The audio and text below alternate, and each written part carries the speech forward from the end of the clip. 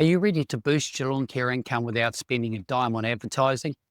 The secret lies in your current clients. They're a gold mine of opportunity. Now, stick around because today I'm going to share some simple, actionable strategies to maximize your income. Let's talk about that now. One of the easiest ways to increase your income is to offer additional services. Take a closer look at the properties you're already working on. Are there garden beds that need tidying up? Are there hedges that could use trimming? Or maybe there's a pile of rubbish waiting to be removed. So you found something? That's great. Now reach out with a friendly text or email offering these extras. Something like, "Hi Jim, I noticed that the hedges could use a quick trim while I was around there last time. Would you like me to take care of that for you this week?" Most people would love the convenience and they're happy to say yes. Another idea is to keep your services fresh by engaging and introducing monthly themes.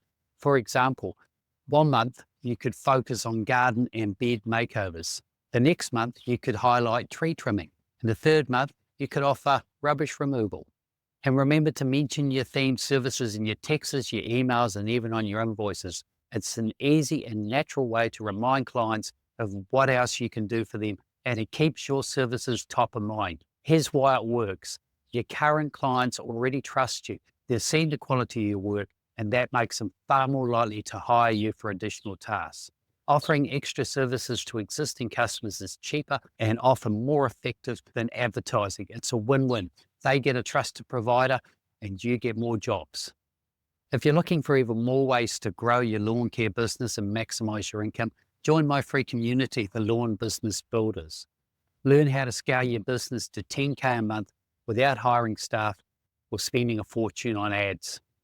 The link is below, so check it out and let's grow your business together. So remember, small steps like contacting your customers when you see jobs that need doing can increase your income. So next time you're on a job, take the moment to have a look around and ask yourself, what else can I offer here?